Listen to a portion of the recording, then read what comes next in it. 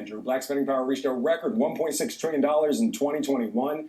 The ability to buy, save, and invest more than doubling since 2000.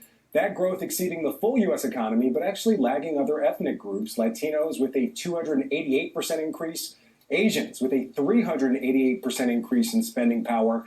However, other groups, they've also seen an increase in their net worth. Black Americans instead have seen their wealth actually fall by 14%. And with the S&P gaining 27% last year, the value of U.S. homes increasing by 31% last year. Many black leaders are asking the black community to really rethink how it spends. Save money to purchase the most important asset you'll probably ever own, and that's your home.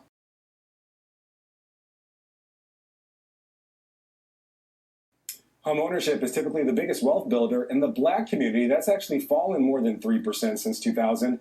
And annually, black families accumulate $300 billion less in wealth than white families, and they save $75 billion less.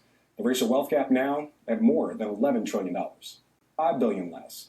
The racial wealth gap now at more than $11 trillion. Back over to you. Frankie, the statistics are startling and fascinating in so many different ways. Do business leaders and other experts have thoughts on how to stop the trend and what's really behind it? Yeah, of course. I mean, some of it is simply allocating more capital to assets that at least have the potential to appreciate, things like houses, stocks, and bonds. Other reasons are systemic, and that's why about 1 out of every 5 black family has a negative net worth. Right now, systemic issues, redlining in housing, disparities in education, and other issues that are going to take a longer time to address. So the African American diaspora's buying power is greater than that of Australia. It's greater than that of Taiwan. It's greater than that of the Netherlands. Very prosperous first world countries, all of them. The African diaspora's spending power is over $2 trillion US. So that, I guess, includes Britain and Canada. It's probably higher because the American is 1.6 trillion.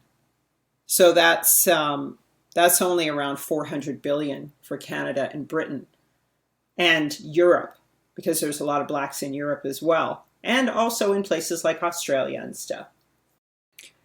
The buying power supposedly of the global diaspora is 2 trillion. So it is greater than that of Canada. Here's an article on it on Friends of the African Union. All right.